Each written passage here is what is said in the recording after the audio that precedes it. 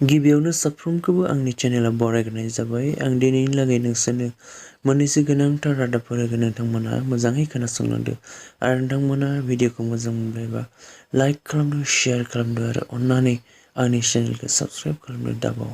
दानिया निउसखौ नायलांदो। मिज'रामाव बे बोसोर क्रिसमास आरो निउ इयाराव फायार क्रेकारफोरखौ बाहायनो मोननाय नङा होननानै मोनथिनाय जादों। फायार क्रेकार माने जेरै फिसा फिसा बमफोरखौ रंजानायनि बायदियै जेरै दिवालीफोराव जों बाहायनाय जायो, क्रिसमास निउ इयारफोराव बाहायनाय जायो, बेफोर बेरफ्रुनाय फिसा फिसा बम, आसि बम, आलु बम बेफोरखौ बाहायनो मोननाय नङा होननानै मिज'राम गभर्नमेन्टआ बन्द' खालामदों आरो पुलिसफोरा बाजार हाथाइफोराव गोख्रोङै सिग्रोमनाया जाबाय थागोन होननानै रादाब मोननाय जादों। चाइनायाव 15 फ्ल'र बिल्डिंआव अर खामनायनि जाहोनाव गासै 10 सुबुंफोरा जिउ गोमानाङो आरो गासै 9 सुबुंफोरा जोखोम जायो होननानै रादाब मोननाय जादों।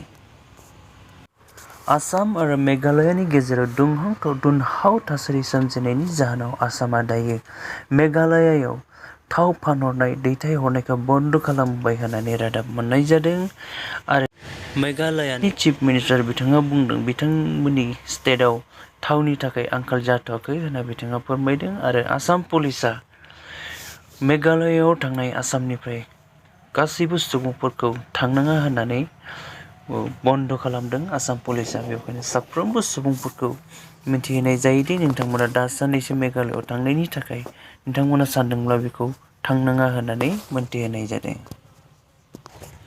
उरिष्यायाव स्पेसियेल अपारेशन ग्रुप हानजाया माव'इस्टनि सानै आइजोफोरखौ गावथारनो हायो आरो बिथां आइजोमोननि थाखाय गासै 4 लाखै बान्था होनानै दंमोन आरो दायो बिथांमोनखौ इनकाउन्टार खालामनाय जाबाय। आफ्रिकानि स्विडेन होननाय जायगायाव गासै 26 सुबुंफोरा डेंगु बेरामजों जिउ गोमानांबाय होननानै रादाब मोननाय जादों आरो गासै 460 कनफार्म केस मोनदों आरो गासै 3436 सासपेक्टेड केसेसफोर मोननाय जादों होननानै रादाब मोननाय जादों। उत्तर प्रदेशनि गाजियाबादआव मोनसे मास वेडिं इभेन्ट खुंनाय जायो आरो बेयाव गासै 303 कापल्सफोरखौ हाबा खालामनानै होनाय जायो होननानै रादाब मोननाय जादों।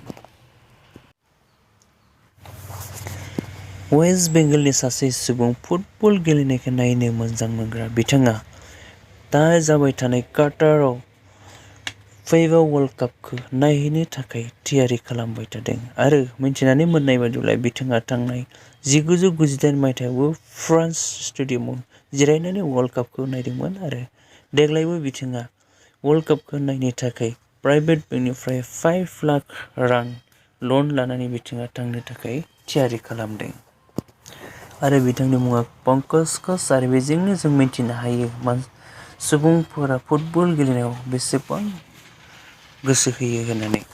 दिल्लीनि भागीरथ पेलेस मार्केटआव हरखाबै अर खामदों आरो बेयाव गासै 40सो फायार ब्रिगेडफोरा फैनानै अरखौ खोमोरो आरो रावबो सुबुङा जिउ खहा जायाखै होननानै मिथिदों आरो मानो थाखाय बेयो खामनाय जादों बेखौ दासिमबो रादाब मोननाय जायाखै।